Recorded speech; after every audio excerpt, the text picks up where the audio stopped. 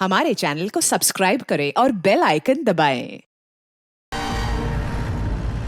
कानून की जुर्म पे हुई आज एक और शानदार जीत। खतरनाक मुजरिम बाला सिंजू, जिसे बच्चों की तस्करी के लिए देश के हर राज्यों की पुलिस तलाश कर रही थी, वो आखिरकार सीआईडी के हाथों पकड़ा गया।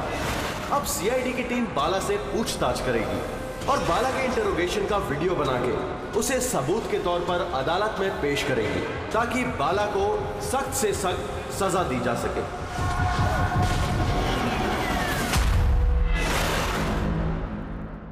एक कप चाय ही मिलेगी? वो बच्चे कहाँ जिन्हें तूने बेचा है? मैंने किसी बच्चे को नहीं बेचा। बच्चे देश में है या विदेश में? मेरी चाय कहाँ है एसीपी साहब? देश में या विदेश में? बाला, उन बच्चों को सही सलामत उनके माँ बाप तक पहुंचाने की कसम खाई है हमने। अगर उनको कुछ हुआ ना, तो तेरे साथ वो करेंगे जो तू सपने में भी सोच नहीं सकता।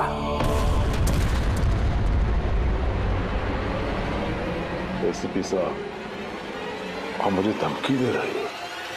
हाँ? शुक्र मना हम लोग हैं तो सिर्फ बात कर रहे हैं। अगर दया होता ना तो क्या कर लेता वो? ज्यादा से ज्यादा मेरे लिए चाय बना के लाता वो।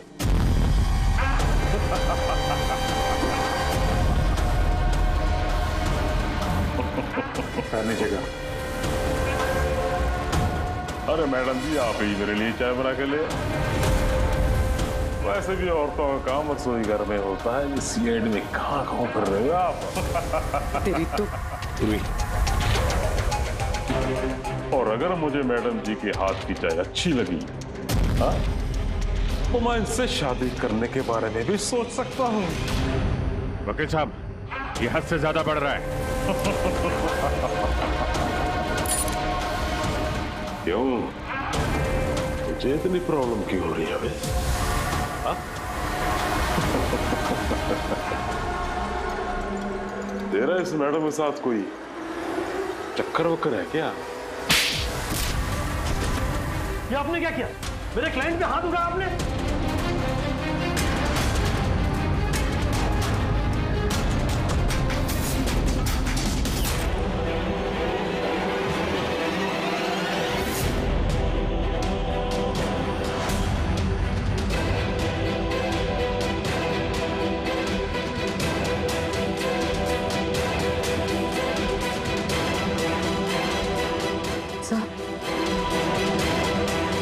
So he's dead?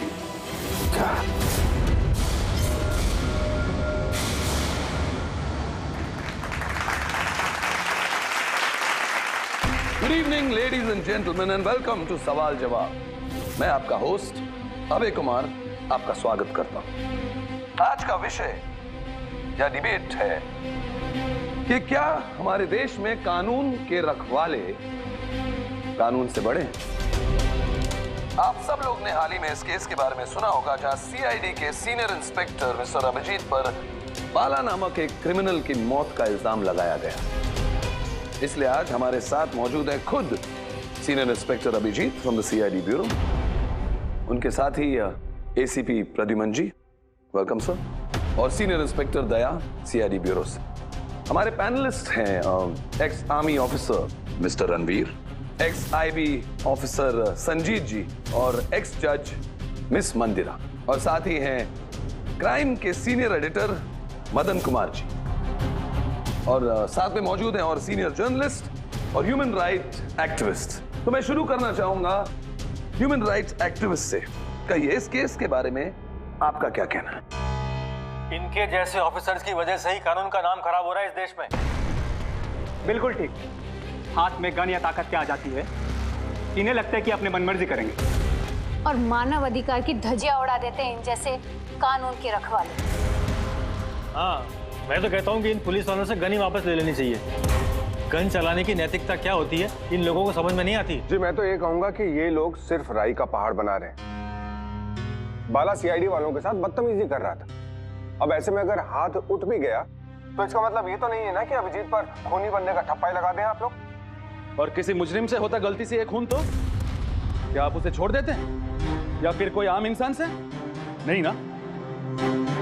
तो फिर जो नियम आम इंसान पे लागू होता है वो इन सीआईडी वाले पे क्यों ना हो? मिस मंदिर, आप कब से चुप बैठी हैं? इस विषय के बारे में आप क्या कहना चाहेंगे? अभी जी मैं चुप इसलिए हूँ क्योंकि जिस सीआईडी टीम की बहादुरी की मिसालें लोग देते हैं उनको आज यहाँ अपमान करना ठीक है क्या? देखिए, मेरे हिसाब से इस बहस का कोई अंत नहीं कि अभिजीत सही है या गलत। ये सब अपने अपने नजरिए पे डिपेंड करता है।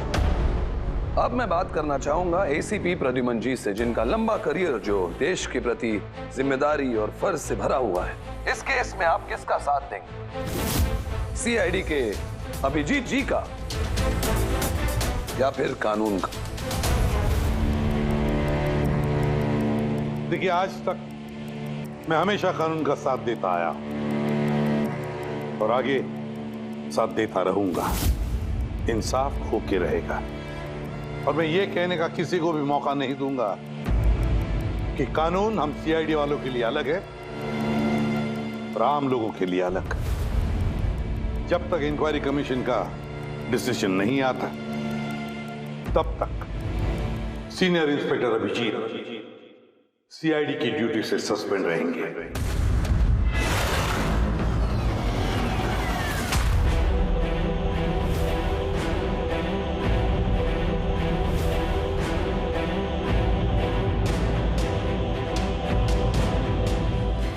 एक मिनट सर।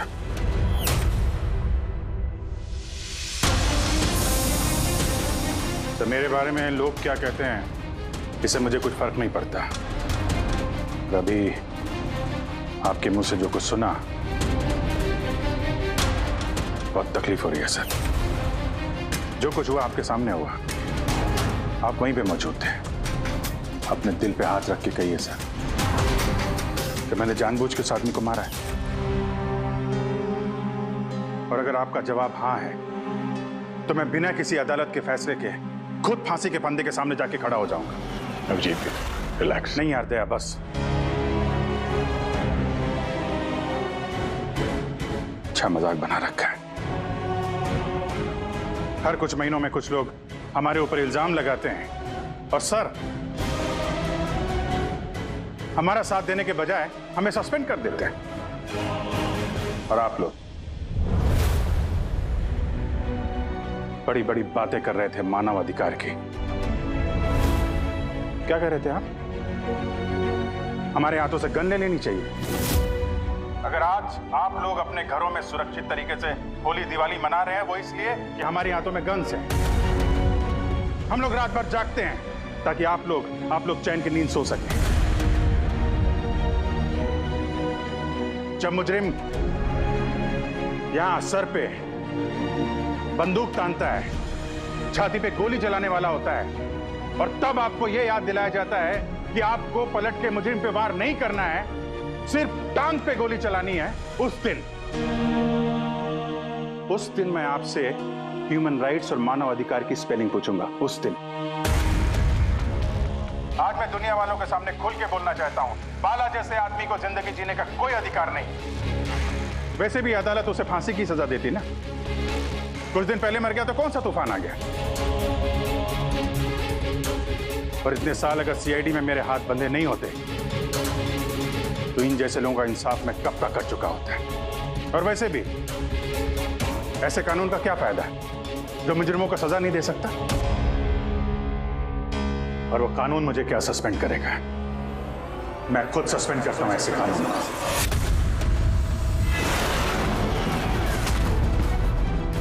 दिल में जज्बा और जेब में इस्तीफा लेकर हमेशा घूमता हूं मैं।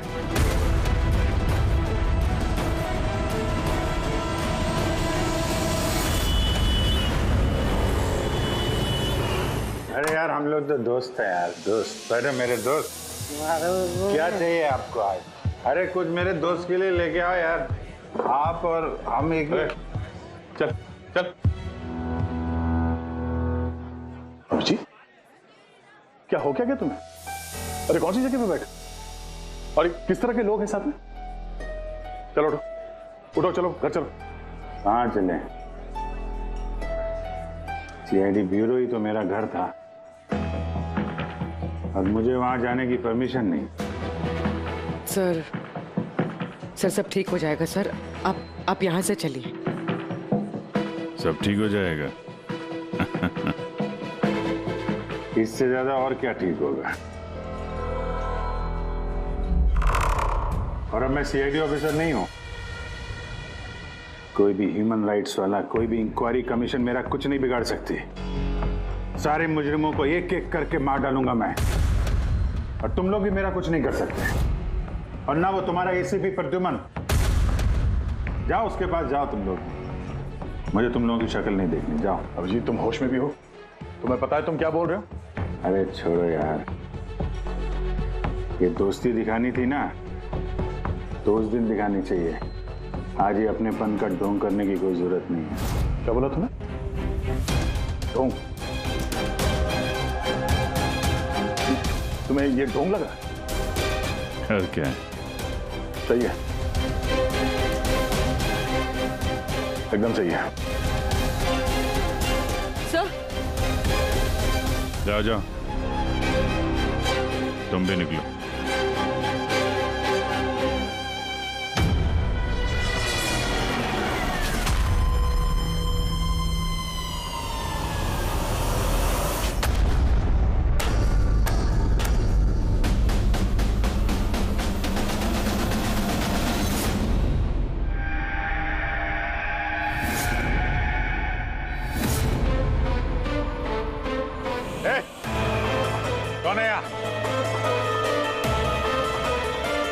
आंखों में पट्टी क्यों बांध रखी है?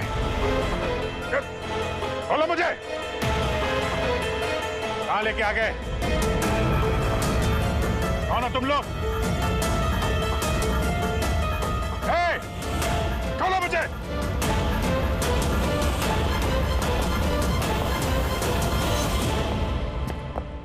कौन हो तुम लोग? पट्टी खोलो।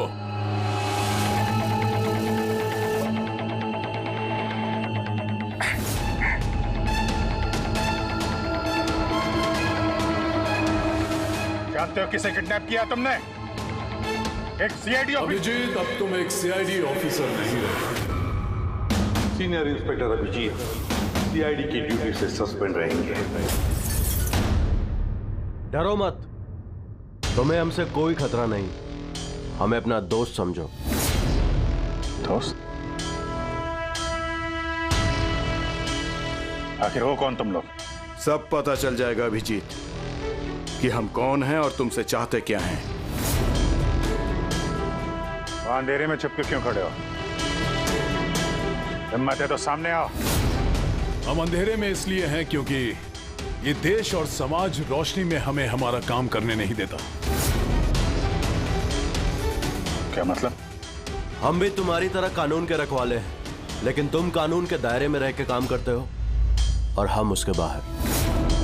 हम सीधा मुजरिमों का इंसाफ करते हैं, न कोर्ट, न कचहरी, न इंक्वायरी कमीशन, सीधे सजाए मौत।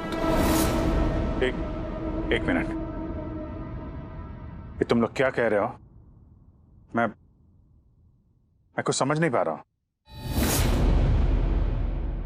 पहचानते हो इसे? ये तो मालविका है, कहने को सोशलाइट, लेकिन कई आतंकवादी गतिविधियों से जुड़ी हुई है ये। Good, next.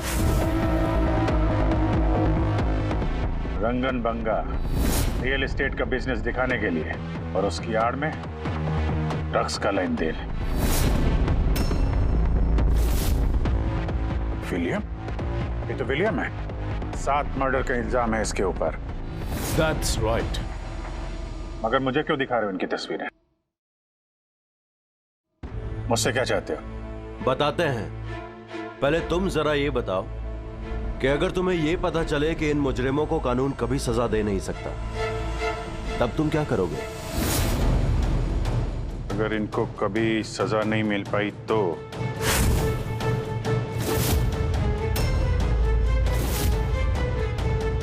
मैं खुद मार दूंगा इनको। वैसे भी किसी भी मुजरिम को इस धरती पे सांस लेने का हक नहीं है। सबको कुचल के मार देना चाहिए, सबको। Very good. तुम्हारे अंदर हम यही जोश और जुनून देखना चाहते थे। हम तुम्हारा दर्द समझ सकते हैं अभिजीत। अगर बाला गलती से मारा भी गया तो क्या फर्क पड़ता है, था तो वो एक मुजरिम ही ना। So he's dead? अब तुम ही बताओ अभिजीत, इतने सालों की ड्यूटी का ये जो सिला मिला है तुम्हें, क्या ये ठीक है? इनके जैसे ऑफिसर्स की वजह से ही कानून का नाम खराब हो रहा है इस देश में। और मानव अधिकार की धज्जियां उड़ा देते हैं इन जैसे कानून के रखवाले। हाथ में गन या ताकत क्या आ जाती है, इन्हें लगता है कि अपनी मनमर्जी करेंगे। नहीं, बिल्कुल ठीक नहीं है। सिर्फ मैं ही जानता हूं इस अपमान का घूंट पीने से क्या बीत रही है मुझ पे। किस आग में चल रहा हूं मैं। हम समझते हैं अभिजीत, इसलिए तो तुम्हारी तरफ दोस्ती का हाथ बढ़ा रहे हैं। हमारे गैंग का काम है उन मुजरिमों का सफाया करना जिन्हें अदालत ने खुला छोड़ रखा है। बनोगे हमारे गैंग का हिस्सा? सोच क्या रहे हो अभिजीत? हमारा साथ दोगे या फिर उस सिस्टम का जिसने अनजाने में हुए एक हादसे के लिए तुम्हें सजा दी? मैं नहीं जानता कि तुम लोग कौन हो, पर जब लड़ाई जुर्म और मुजरिमों के खिलाफ है तो अभिजीत का जवाब हमेशा हाँ है। पर इससे पहले तुम्हें अपनी वफादारी की परीक्षा देनी होगी। वफादारी की परीक्षा? कौन है आदमी? छगन। आज तक 5 औरतों को मार चुका है ये, और अदालत ने इसे दिमागी रूप में बीमार करार देकर रिहा कर दिया। लो रिवॉल्वर और चलाओ गोली।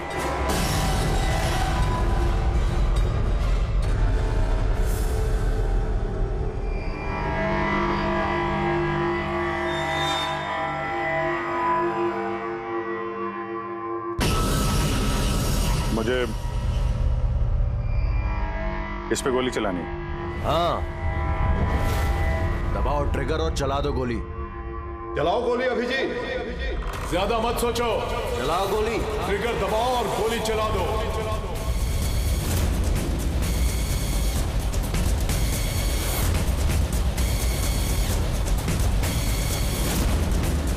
चलाओ गोली। चलाओ गोली। चलाओ गोली अभिजीत, चलाओ। चलाओ गोली।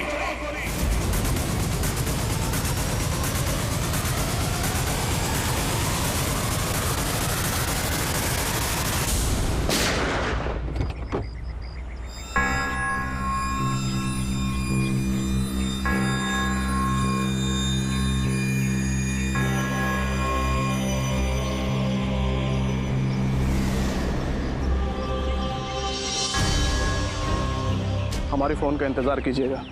और हाँ, जो आपको तकलीफ हुई ना, उसके लिए सॉरी।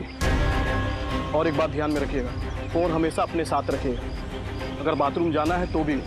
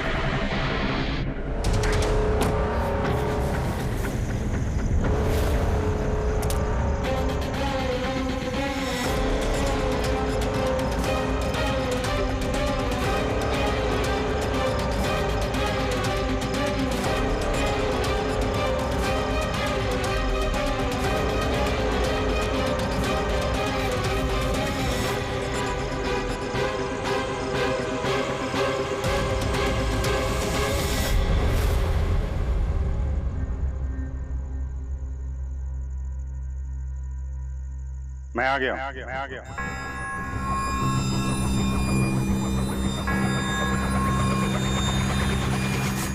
हमारा अंदाजा सही निकला।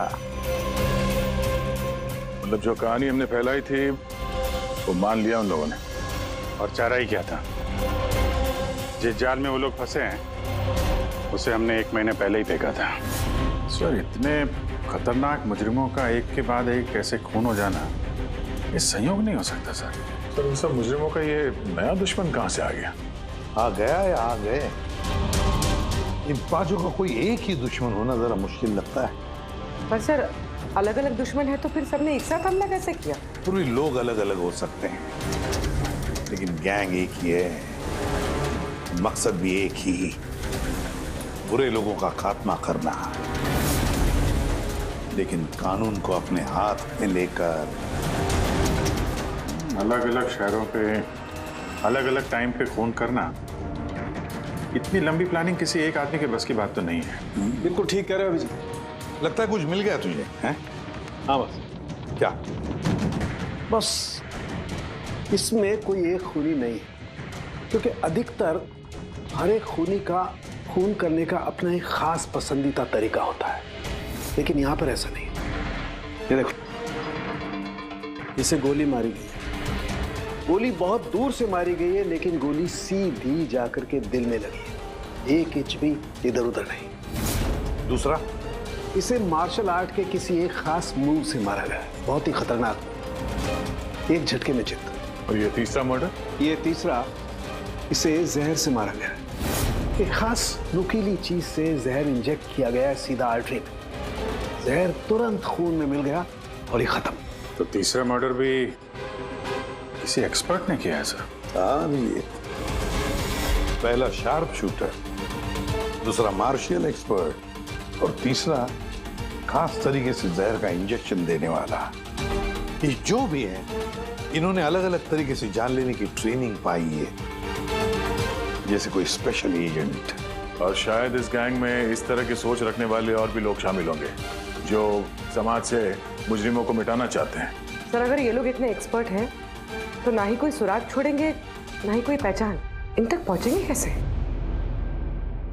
लोहा लोहे को काटता है पूर्वी। इन लोगों की गैंग तक पहुंचने का एक तरीका है,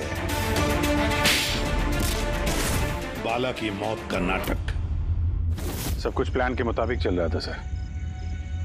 फिर उन्होंने मुझे एक आदमी के ऊपर गन तान के ट्रिगर दबाने को कहा। और तुमने ट्रिगर दबा दिया? Yes sir.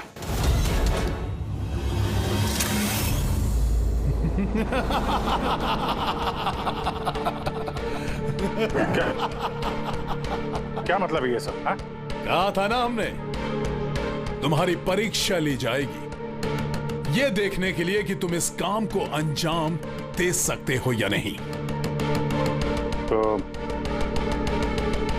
मुझे किससे मारना है? एक ऐसा इंसान जो इंसान कहलाने के लायक भी नहीं है, देश के उत्तरी राज्यों में ड्रग्स का धंधा करता है, और न जाने इसकी वजह से कितने नौजवान अपनी जिंदगी बर्बाद कर चुके हैं। उसका नाम? अपने आप को बहुत बड़ा बिजनेसमैन समझता है, लेकिन ड्रग डीलिंग ही उसका असली काम है। एक बार वो शहर में वापस आ जाए, बस उसके बाद उसका काम तमाम। नाम? नाम में क्या रखा है? गोली मारने के ठीक 1 घंटा पहले तुम्हें बता दिया जाएगा कि कब और कहां गोली चलानी है। ट्रिगर कैसे दबा दिया? उसे कुछ हो जाता तो, मारा जाता तो? नहीं दया, कुछ नहीं होता। वो गन के वजन से मैंने अंदाजा लगा दिया था, अंदर कुछ गोलियां वोलियां थी नहीं। अभिजीत, अब उनके रंग में इस कदर रंग जाओ कि रत्ती भर तक शक ना करे वो लोग। यही एक तरीका है उन तक पहुंचने का। लेकिन इसके पहले वो कुछ बड़ा अंजाम करें। अगर हम उनके अड्डे तक पहुंच जाएं और उन्हें वहां गिरफ्तार कर लें तो? मगर उनके अड्डे तक पहुंचेंगे कैसे? तुम्हारे आंखों पर तो पट्टी बांध रखी थी। पट्टी बंधी थी दया, लेकिन उनके अड्डे से घर पहुंचने तक मैंने रास्ते को अच्छी तरीके से महसूस किया है, और जो कुछ मुझे लगा मैंने इस पेन ड्राइव पर रिकॉर्ड किया है। ये मेरे कपड़े हैं, जूते हैं, इनसे भी शायद कुछ मदद मिले उनके अड्डे तक पहुंचने के लिए। सर, जो भी करना है जल्दी करना होगा। कभी भी मुझे वो फोन आ सकता है ड्रग डीलर को मारने के लिए। और मैं नहीं चाहता कि ऐसा कोई काम करूं जिसकी इजाजत मुझे देश का कानून नहीं देता। जब तक कानून नहीं कहे हम किसी की जान नहीं ले सकते, फिर वो चाहे मुजरिम ही क्यों ना हो।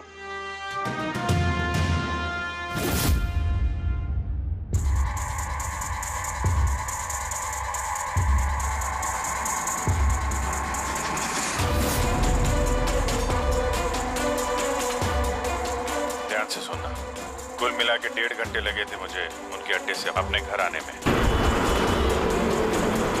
कार की स्पीड 60 के ऊपर नहीं गई होगी।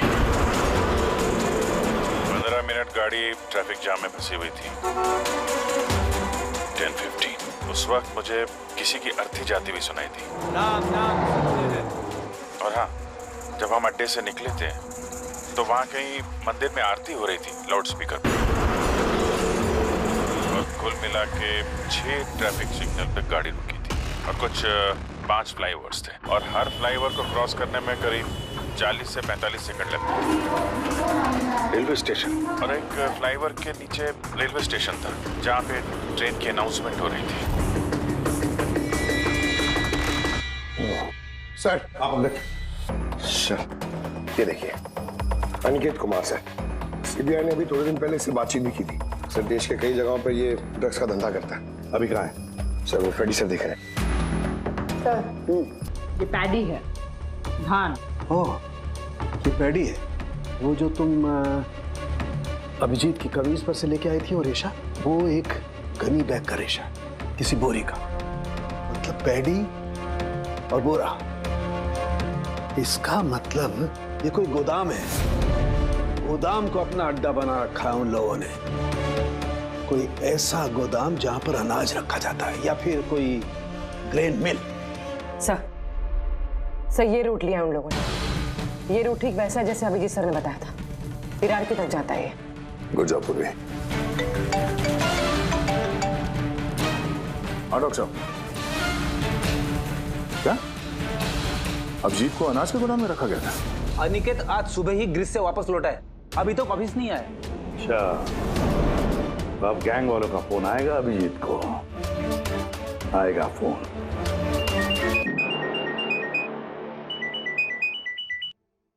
हेलो, आपके लिए एक खुशखबरी है अभिजीत सर। जिस घड़ी का आपको इंतजार था वो आ गई है। आज आपके शुभ हाथों से एक मुजरिम को सजा मिलेगी। ठीक 1.5 घंटे के बाद एक काले रंग की गाड़ी आएगी आपके पास और बता देगी कि आपको किस पे और कहां गोली चलानी है। मगर राइफल कौन सी है? क्या फर्क पड़ता है राइफल कौन सी है? आपको तो सीआईडी ट्रेनिंग में हर किस्म की ट्रेनिंग दी जाती है ना। मैंने ट्रेनिंग तो मुझे सारे हथियारों की है, लेकिन मेरे पास सिर्फ एक ही चांस है गोली मारने का। तो अगर मुझे पता हो हथियार कौन सा है तो थोड़ी आसानी होगी। RS 451। Okay, RS 451।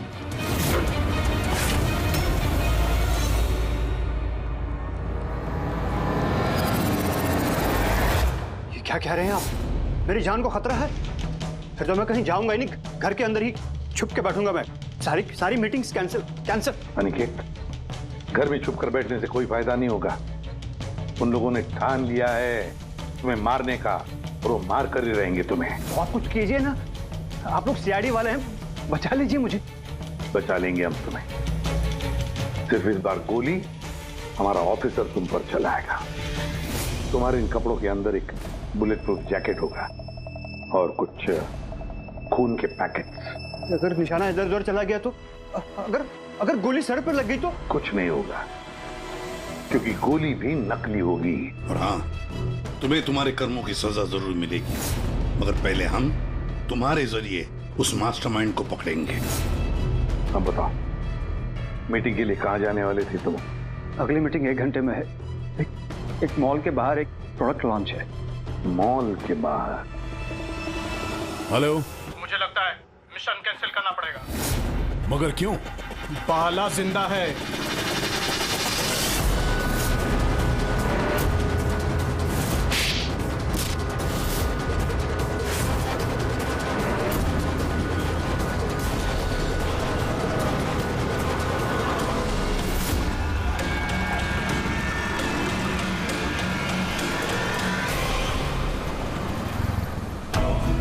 बहुत बड़ा धोखा हुआ हमारे साथ में।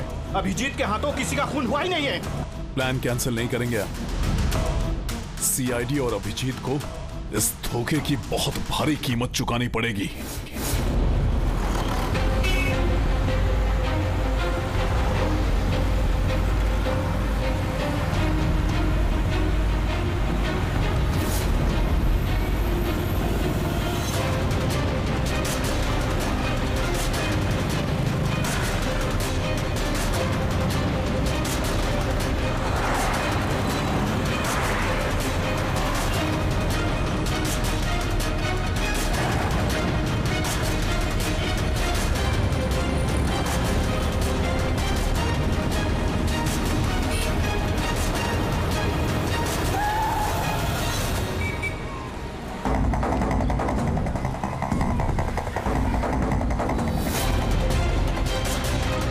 यहाँ पे वो आदमी आने वाला है।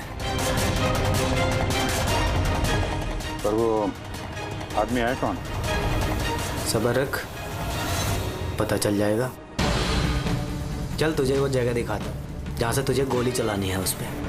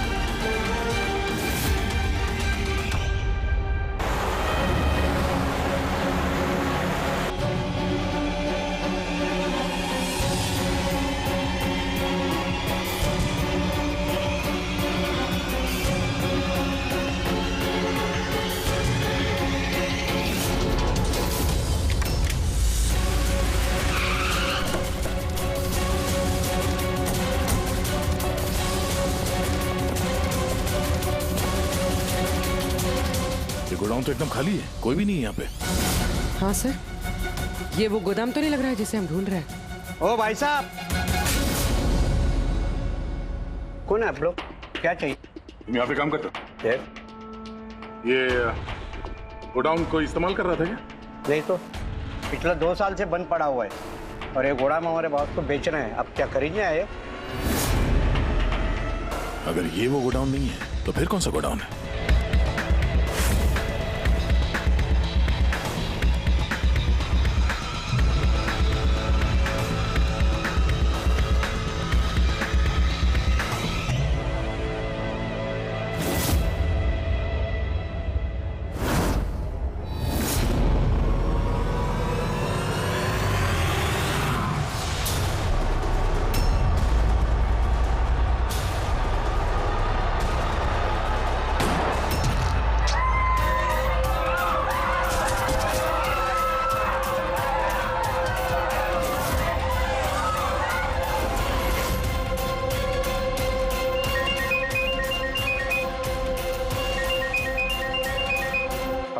मुबारक हो अभिजीत, तेरी कामयाबी के लिए।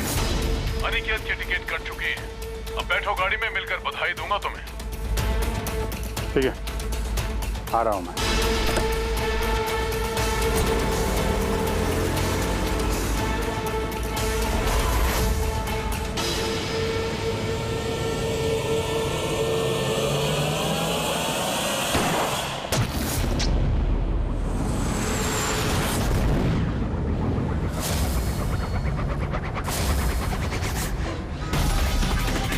पंकज, पूरा छोड़ना नहीं। Oh no sir. क्या हुआ? सर मुझसे एक गलती हो गई। वो तिलक नगर वाला गोदाम मिस हो गया। सर ये देखिए, सर वहाँ पर भी मंदिर है, स्मशान है, फ्लाईओवर है और रेलवे ट्रैक है। कहीं ये वही गोडाउन तो नहीं है? कितनी दूर है यहाँ से? सर ट्रैफिक है तो 40-45 मिनट लगेगा।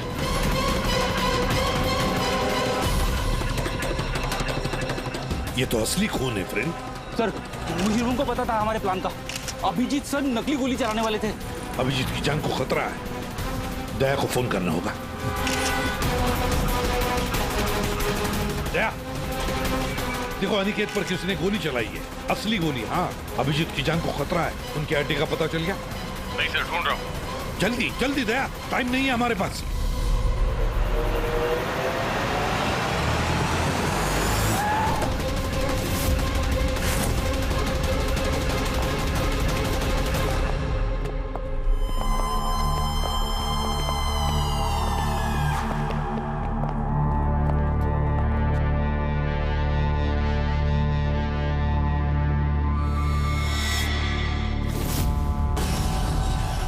बहुत बहुत बधाई हो तुम्हें, वेल डन। अनिकेत के मौत की खबर हर न्यूज चैनल पर छा गई है और अब तुमने हमारा विश्वास जीत लिया है।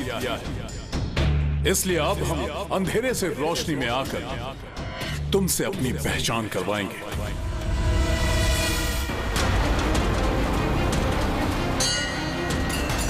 ये मंदिर है।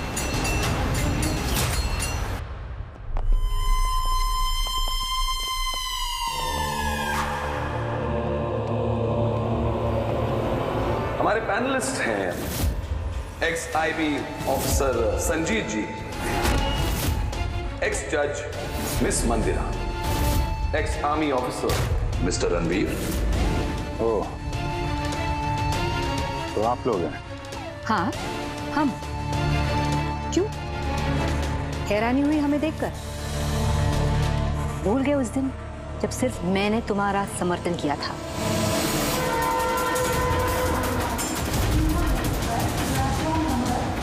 ये रेलवे स्टेशन। अभिजीत, हम सबका मकसद एक है, जुर्म का सफाया। मगर आपके ये चौथे साथी, इनको क्या हुआ है? ये सामने क्यों नहीं आ रहे? मैं सामने आऊंगा भी नहीं, क्योंकि तुम एक धोखेबाज हो।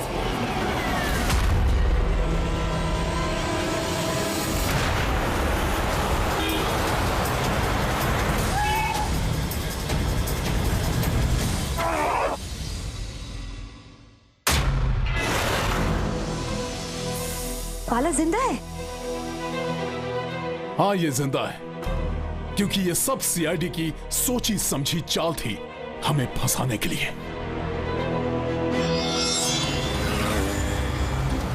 और ये स्मशान भूमि। और अनिकेत? वो भी जिंदा होगा। जरूर इस अभिजीत ने उसे नकली गोली मारी होगी। अभिजीत, इस धोखे की सजा सिर्फ मौत है, सिर्फ मौत।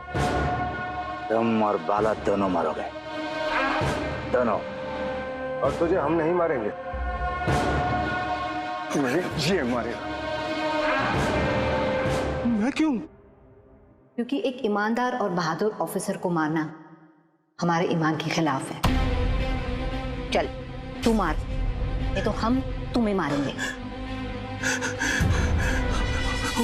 वो तो आप वैसे भी मार दोगे। नहीं, हम तुम्हें एक और मौका देंगे। चलाओ गोली। ले वाला, पिस्तौल ले। ले।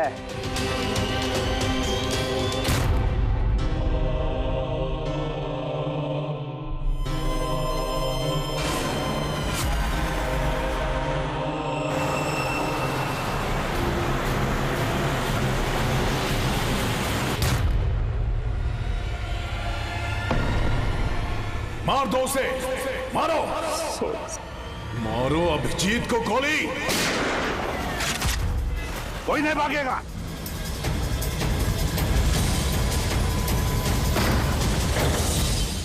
ओह, अभय जी, तो आप है सबके पीछे।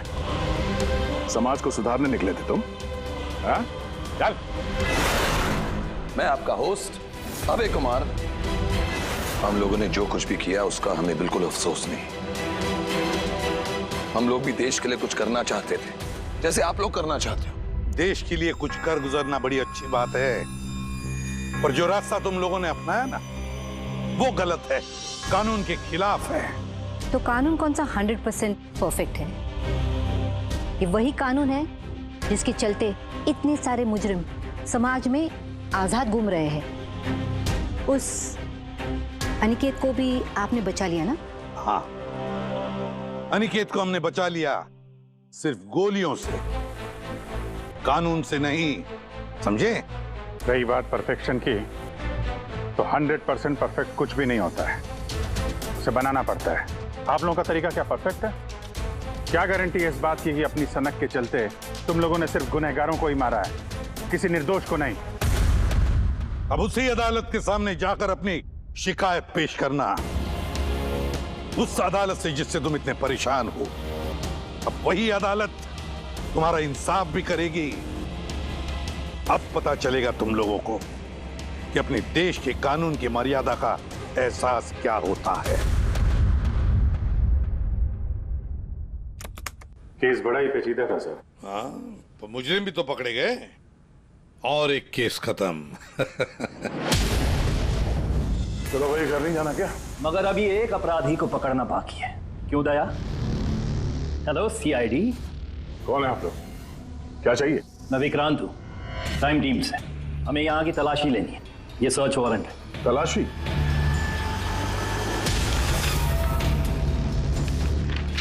हमारी आप सबसे रिक्वेस्ट है कि आप सब हमारे साथ पूरी तरह से कोऑपरेट कीजिएगा। क्या हम जान सकते हैं कि तलाशी क्यों ली जा रही है? दमन के फांसी वाले केस में आप सबके खिलाफ कंप्लेंट है कि आप सब ने एविडेंस के साथ छेड़छाड़ की थी।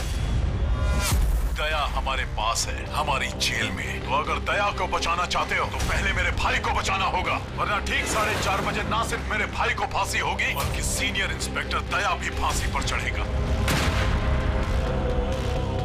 तलाशी शुरू करो। आप सबके फोन रिकॉर्ड्स भी चेक किए जा रहे हैं। अब आप सब पे कड़ी नजर रखी जाएगी।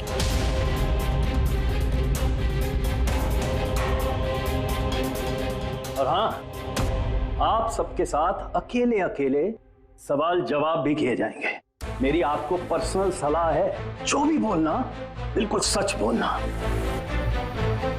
ये सीआईडी का फ्यूचर तय करेगा। सीआईडी से हैं, कोई पानी का बुलबुला नहीं। और तुम कौन होते हो हमारा फ्यूचर तय करने वाले? हाँ? सीआईडी की बुनियाद सच की नींव पे टिकी है, झूठ बोलना हमें आता नहीं। हाँ हाँ पता है, आप सीआईडी वाले हो, पता है।